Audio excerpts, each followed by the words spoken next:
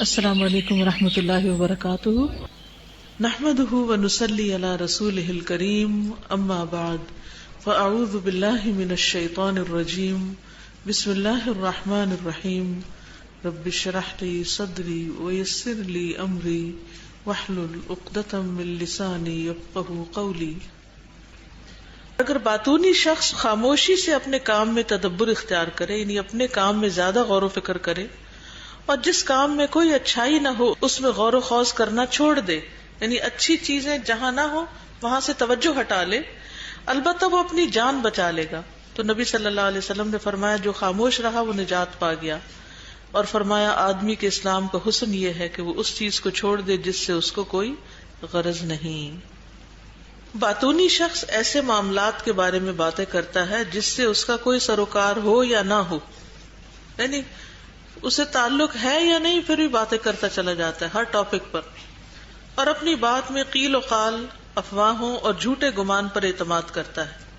اور نبی صلی اللہ علیہ وسلم نے فرمایا بے شک اللہ نے تمہارے لیے 3 چیزوں کو ناپسند کیا ہے، قیل و قال، مال کا ضیاع اور کثرت سؤال۔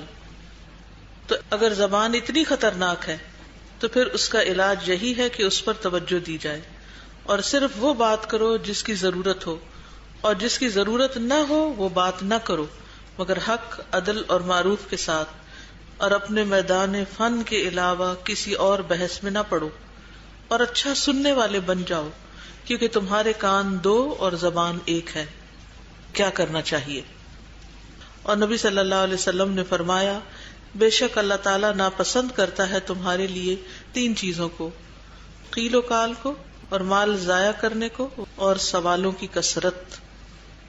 اللہ اکبر! یہ 3 چیزیں نبی صلی اللہ علیہ وسلم کو سخت ناپسند ہے، سخت ناپسند۔ کون کون سی؟ نمبر 1 قیل و قال۔ وہ کسی نے کہا مجھے، فلاں نے کہا، اس نے کہا، اس نے کہا۔ اچھا بہت سی باتیں ہوتی کس لیے؟ کیونکہ ادھر سے سنی ادھر سے سنی، اٹھا کے آگے کرنی شروع کر دی، ہر سنی سنائی بات آگے کر دی، چاہے سچ ہو یا جھوٹ ہو، فائدے کی ہو یا نہ ہو۔ نمبر 2 اضاعت المال، مال ضائع کرنا۔ اس کی بھی بڑی تفصیل ہے، بغیر ضرورت چیزیں خریدنا، چیزیں خرید کر ان کو استعمال نہ کرنا، اور نہ کسی اور کو دینا کہ وہ استعمال کر لے۔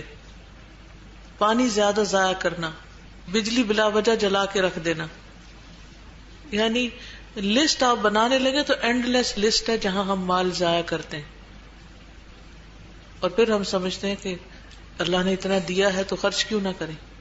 اللہ نے خرچ کرنے کو تو دیا ہے، ضائع کرنے کو نہیں دیا۔ جو مال ضائع کرتا ہے وہ اللہ کا ناپسندیدہ بندہ ہے۔ اور تیسری چیز کثرت السؤال، ایک سوال پہ سوال، سوال پہ سوال، سوال پہ سوال، اور دوسرے کو زج کر دینا۔ جب آپ بندوں سے بھی ایسے کرتے ہیں تو وہ بھی تنگ پڑ جاتے ہیں آپ سے، آپ کو دیکھنا نہیں چاہتے، تو اس سے دوسرے لوگ بہت اریٹیٹ ہوتے ہیں۔ ہر چیز کے بارے میں، ہر ایک کے بارے میں کیوریوسٹی، کہاں گئے تھے، کیا کھایا تھا، کیا خریدا، کیا کیا۔ ماں بیٹی کی باتیں شادی کے بعد کیا ہوتی ہیں؟ ماں سوال کرتی رہتی ہے فالتو قسم کے، اور بیٹی جواب دیتی رہتی ہے، اور پھر بیٹی کی باری آتی ہے تو وہ اپنے سارے میکے کے بارے میں سوال کرتی رہتی، ہر ایک کے بارے میں پوری خبریں رکھنا۔ ان باتوں سے ہمارے کس نفع مند علم میں اضافہ ہوتا ہے؟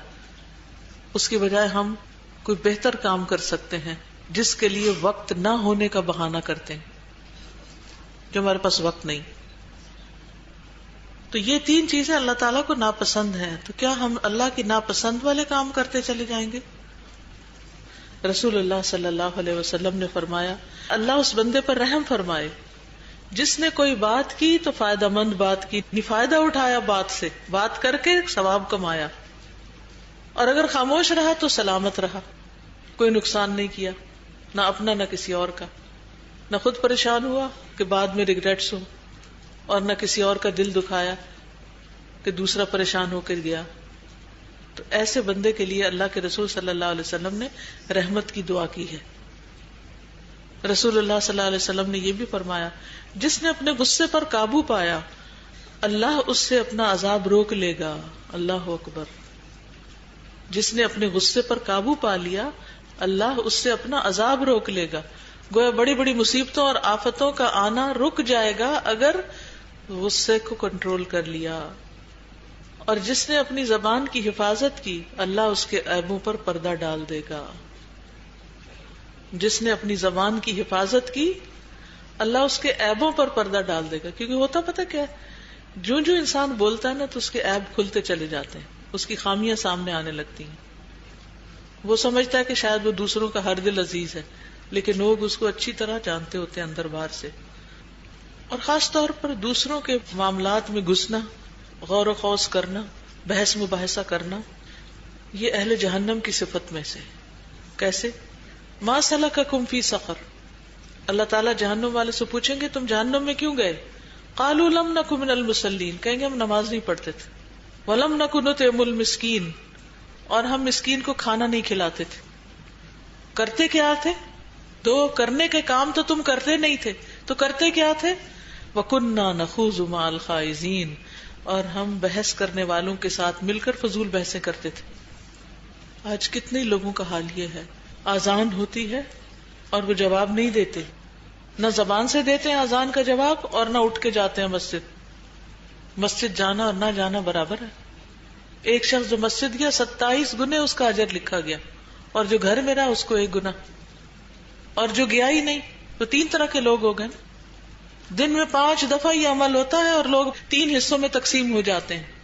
کچھ وہ جو مسجد جا کے نماز پڑھتے ہیں، کچھ وہ جو گھر بیٹھ کے پڑھتے ہیں، اور کچھ وہ جو پڑھتے ہی نہیں. کیا تینوں کا انجام برابر ہو؟ پھر اسی طرح مسکینوں کا لحاظ رکھنا.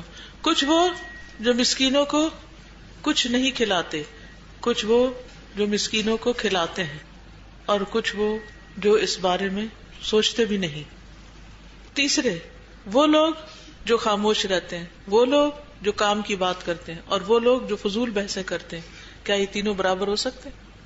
وہ جو خاموش رہتے ہیں وہ بھی نجات پا جاتے ہیں، وہ جو کام کی بات کرتے ہیں وہ بھی فائدے اٹھا جاتے ہیں، یعنی آخرت کا فائدہ. خاص طور پر مثلاً آپ اگر کسی کو ایک اچھی بات بتاتے ہیں، اس پہ عمل کر لیتا ہے تو آپ کے لیے بھی ثواب ہو جاتا ہے. اور کچھ وہ جو بولتے ہیں مگر صرف فضول بحثیں کرتے ہیں، لڑائی جھگڑے کرتے ہیں، دوسروں کے معاملات میں انٹرفیئر کرتے ہیں. کون فائدے میں اور کون نقصان میں ہے؟